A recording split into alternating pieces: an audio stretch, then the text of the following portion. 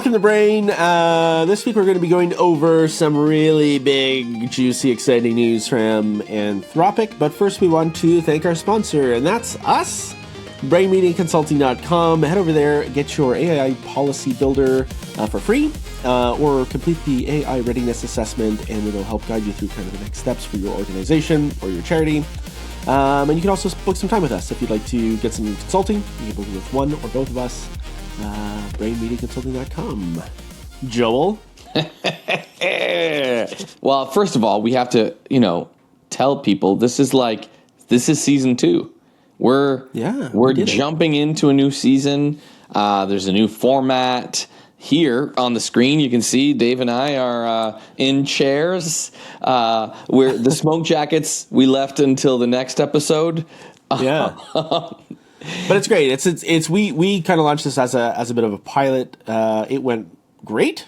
Yeah. Bringing people important must know information each week has gone great. We got one interview under the belt. We're going to be adding in some more this season. We're going to try to get a good 10 or 12 interviews with industry leaders for you, for the viewers.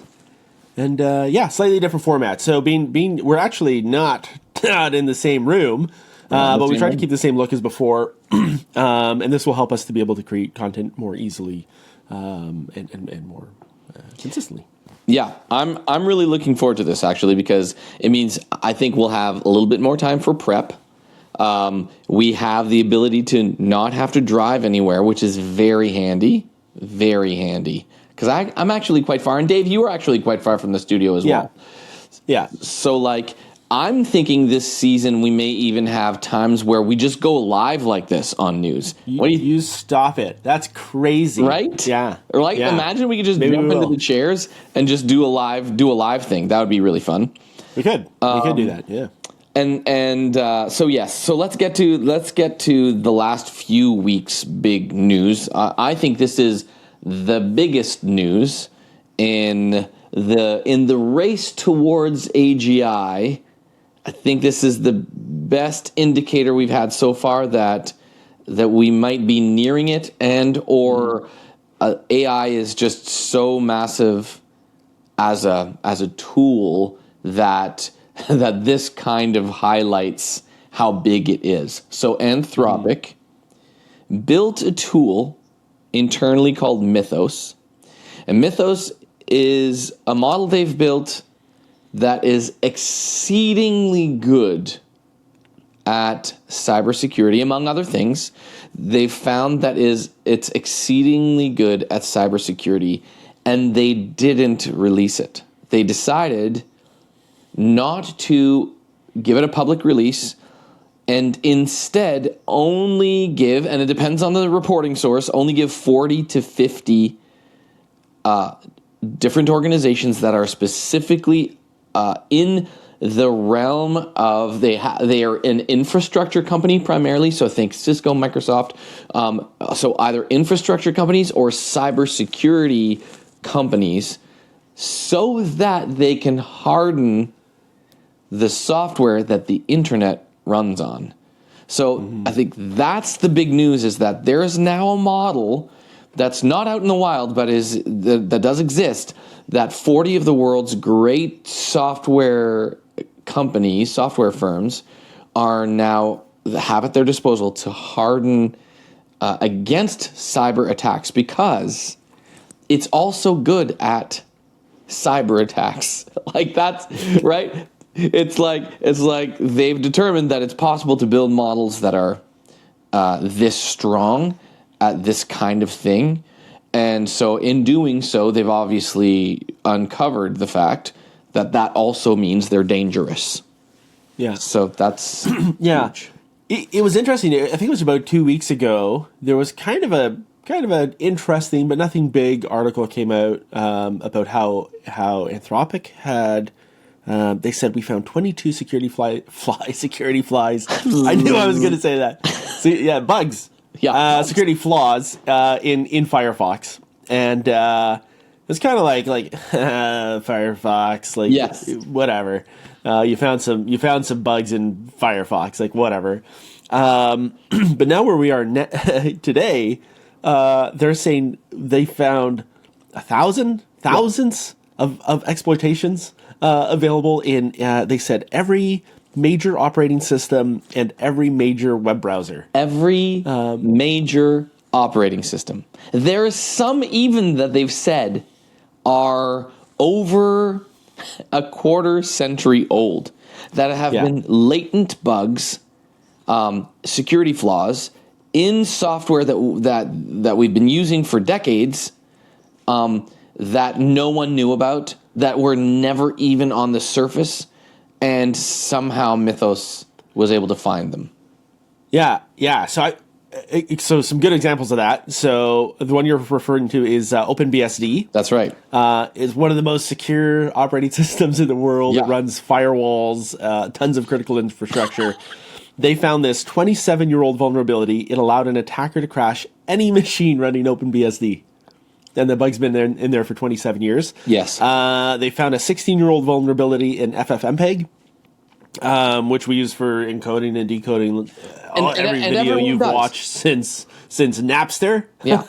It was a line of code that had been tested by automatic testing tools over the last 16 years. They estimated that line had been scanned more than 5 million times by testing tools and was never caught until now. Yeah. And then there was another one. They found that if they could, it actually autonomously found this issue where in the Linux kernel, which is most of the servers in the world, Yep. It allowed an attacker to escalate from any ordinary user access to complete control of the machine. So it could just boost its permissions up. This is one of the most secure systems. Yeah, that everybody's relied on. Everyone's relied. It's incredible. It's hard to fathom the size of the impact of some of these vulnerabilities that were available but never actually exploited.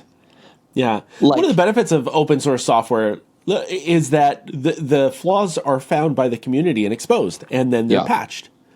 When you think of the number of devs over 27 years that have looked at OpenBSD, that none of them caught it. We're talking thousands of people. These are not just. This is not just a few small teams of cybersecurity experts who are building this software. It's also the thousands of developers who, over the years, actually generations through cycles of product development, that have not uncovered these things. Right? It's compounded over time. More and more thousands of people putting these tools into deployment because they just didn't know the exploits were there, right? So it's fascinating to think about the multi-generational side of this, like how many versions of software exist out there in any of their variants through iterations that are deployed and active. When I remember one of the things I hated about WordPress as a website platform was that you had to patch it every month and a half or so. There was new patches and new plugins. The new plugin would come out and you had to patch the WordPress, and it would always cause issues. But then I'm kind of thankful now, and just considering the yes but is that individual researchers and programmers have been trying to plug these holes for such a long time. And I think, we spoke about it last season a number of times. And I think it continues to show itself. Anthropic is not the same as other frontier model makers. Yeah. And this wasn't just that they were working on the next, Opus 4.7 or 4.8. This wasn't just the next iteration. They were building something new. And actually, the number of parameters, so Gemini 3, GPT-5, Opus 4.6, they were estimated to be around 1.5 to 2 billion, trillion parameters. Yep. Per model. And the estimates for this is that it is reportedly a 10 trillion parameter model. And so they talked a little bit about the process of getting all that data. There was a ton of web crawling that happened with Claudebot. They said that they respected robots.txt and password-protected pages, even though they probably could have accessed a bunch of them. Right. They actually did. Like, they don't have to listen to robots.txt, right. by the way. Yeah. Nobody has to.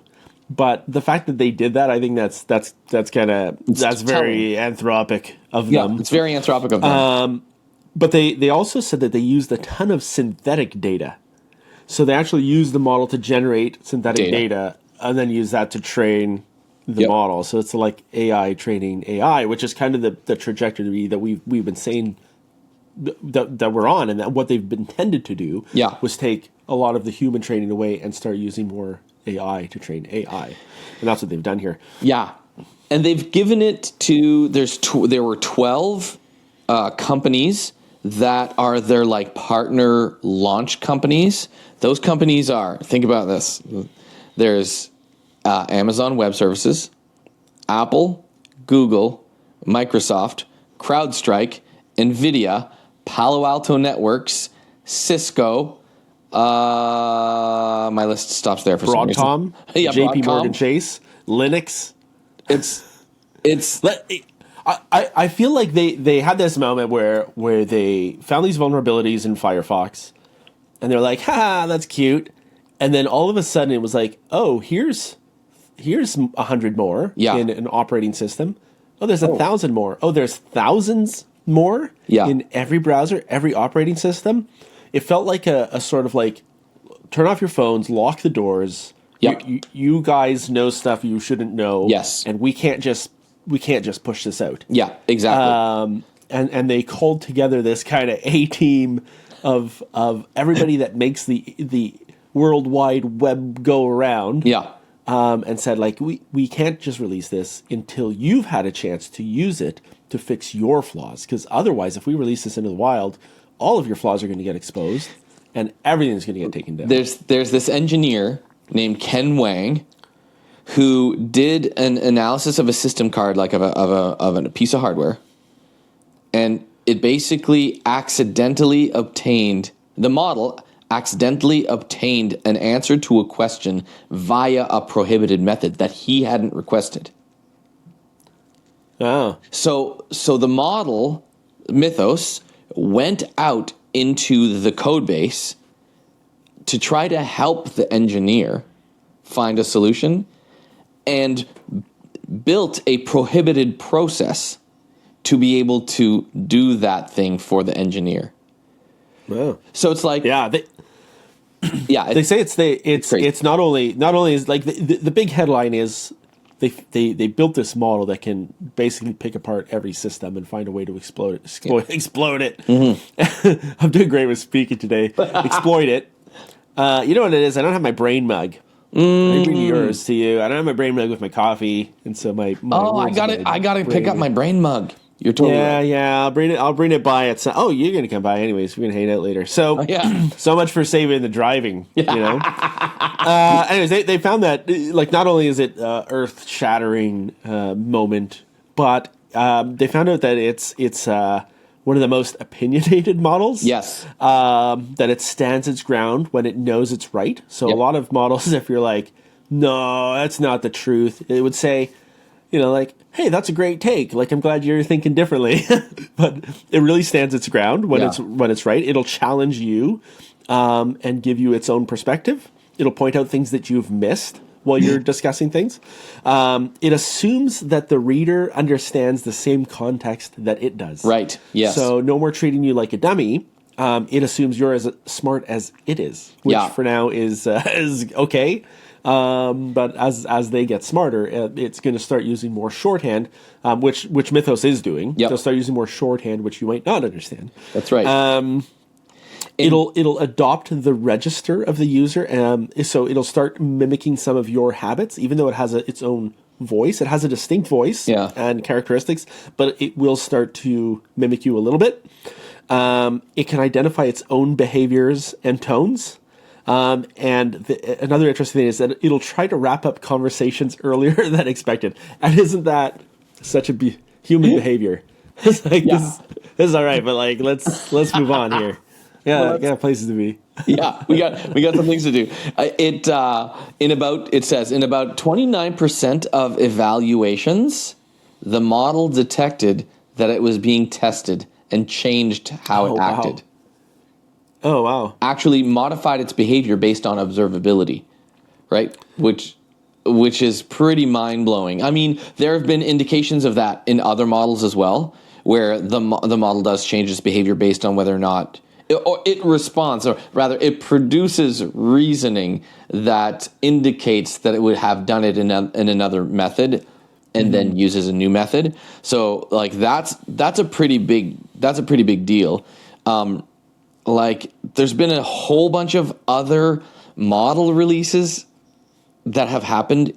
Like Quen's released a bunch of models, like Google's released Gemma open source and 3.1 Pro, like a whole bunch of other things that have happened. But I think this is such immense news that they didn't release the model for fear of it being too good. I think this might be the final, or at least one of the major nails to say like Claude and Anthropic and OpenAI are, it's not like one is chasing the other. You know, like Anthropic is definitely producing models at the very highest level of effectiveness, and I don't think they have to worry about like chasing anyone anymore, right? Yeah, I agree. And if you watch up to this point, make sure you hit subscribe. Next week, I'm going to talk about a thing called it's a benchmark. It's the bullshit benchmark, which is really, really interesting. And it talks about like trying to fool models and getting them to do things they shouldn't. You should also go back and check out. We did a video on kind of the history of the rivalry between OpenAI. Oh, that's a good episode. Anthropic, between Sam Altman and Dario Amodei. In particular, it's them. It's not as much the companies, but it is them. And that's a really, really interesting episode. So make sure you hit subscribe and go and take a look for those. So speaking of prompt injection, so they did do a test against a bunch of models. They tested Gemini. We can share the graphic. Actually, I've shared it with you, Joel, so you can throw it up. But the top, it seems like the top four. Those are all Gemini models. They performed the worst. We spoke before about models having injections into their train of thought and seeing if they can identify that something was inserted and if it'll throw off their thinking and that sort of thing. And so they ran those sorts of tests. And with Gemini, they were around 74 to 75.6, a couple of them, as failure rates. So just accepting the injection and keeping going. GPT 5.2 and 5.4 did perform better. 5.4 was down to 32.5%. Almost a third of the time it was like, you stuck this thing here, I'll just go with it. Mythos, so the Opus models did even better than that. Mythos was 6.1% of the time. Yeah, super low amount of the time. It could often recognize that an injection was being attempted and would reject it. Yep. Yeah, there's also like there's the kind of the strength of the model's ability to self-refer. And then there's the comparative analysis of this model versus anything else in the world. I do, like. There's a bunch of different stories we're going to go into in the news side of this, where the larger models, where there's competition between the West and the East, in the sense there's like China versus the U.S. And it is interesting to me and worth noting, I think, that the companies that are involved in helping to patch and harden software are all American companies, right?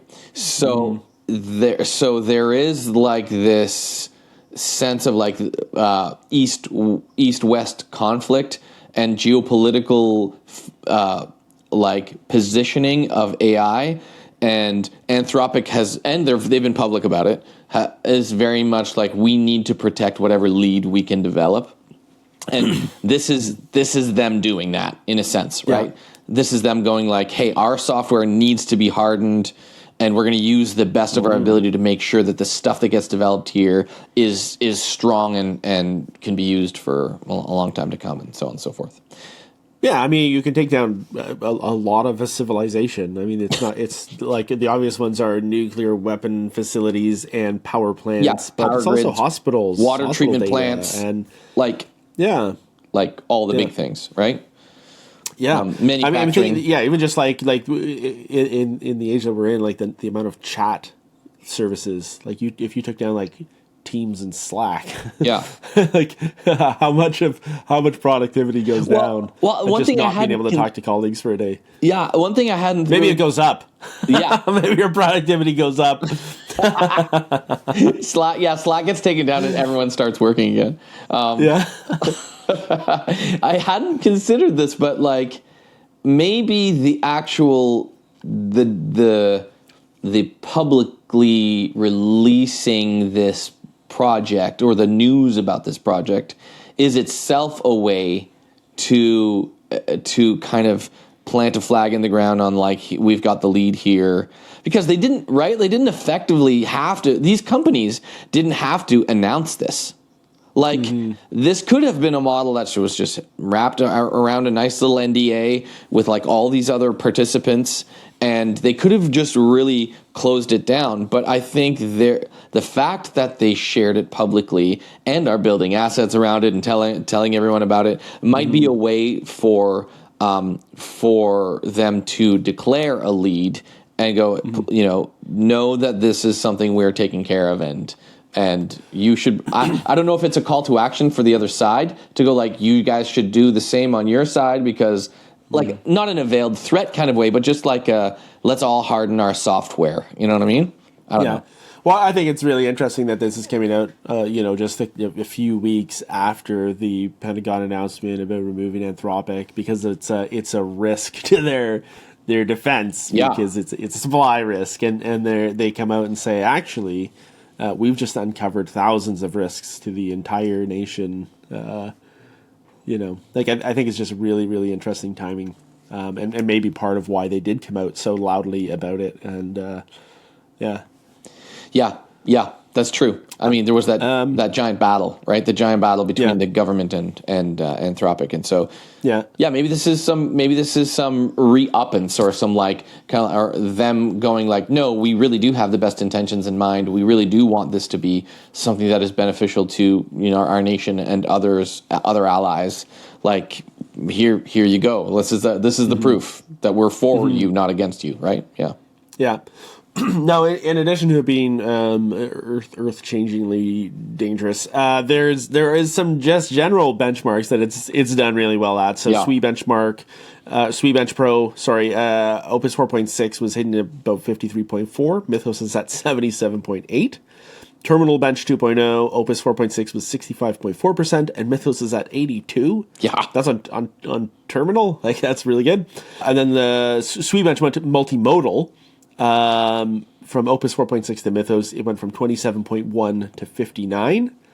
And then SWE Bench Verified from 80.8, which was already amazing. And we talked about that maybe a few months back, 6 months back, about how, they're going to have to redefine the tests.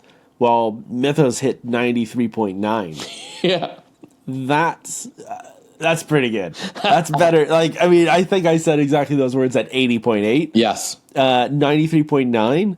Like, as a developer, remember at 80%, I was thinking, like, as a developer, am I hitting 80% accuracy with everything I copy and paste? I mean, code? Yeah. Like 93.9. I don't imagine any developers 93.9% efficient. No, I would imagine that's not the case. I would imagine hate me in the comments. I am.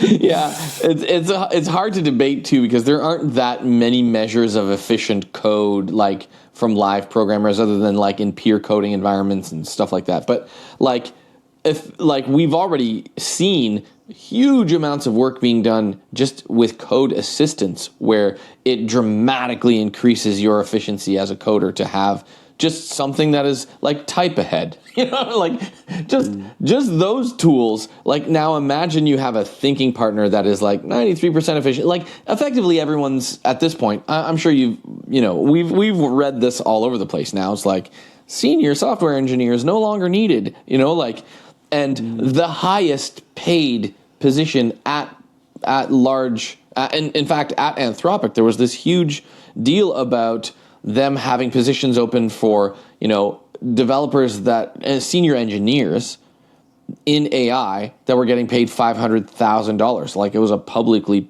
posted job post. And so, did you apply? I didn't, because I just really want to leave the room for other advanced, like, there are others who could really use the opportunities. I mean, I don't want to limit anyone. So I just missed the deadline. I was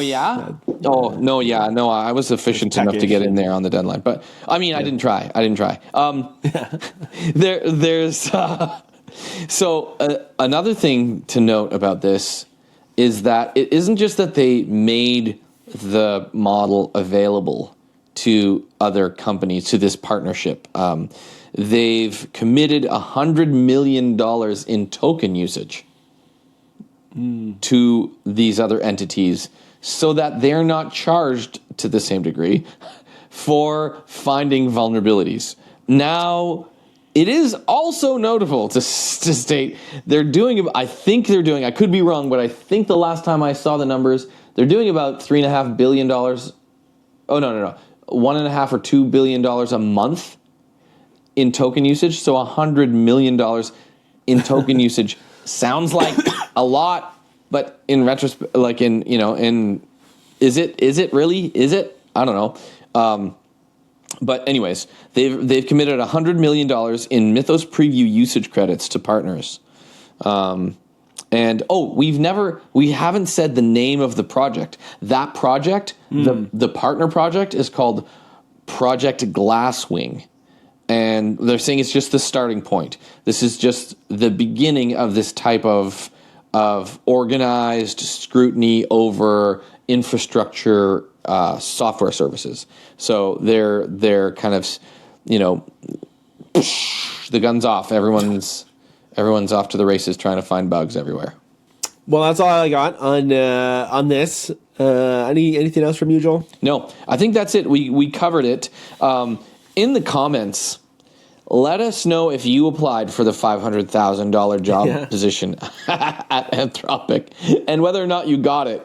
If you're the guy that got it, let us know. He's probably watching. No, I guarantee they're definitely part of the audience. Just go for it. Just apply. What do you got to lose? Yeah, what do you got to lose? Yeah, cool. That's it for me, Dave. So we'll see you guys next week. If you hit subscribe, get notified when our new content comes out. And we got a whole bunch of really interesting stuff for next week, including the BS benchmark and a bunch of new models. And we're going to talk about Cursor 3 that came out and a whole bunch of things. Yep. So hit subscribe, and thanks for watching. And we will see you next week when everything has changed. Bye-bye. Bye-bye.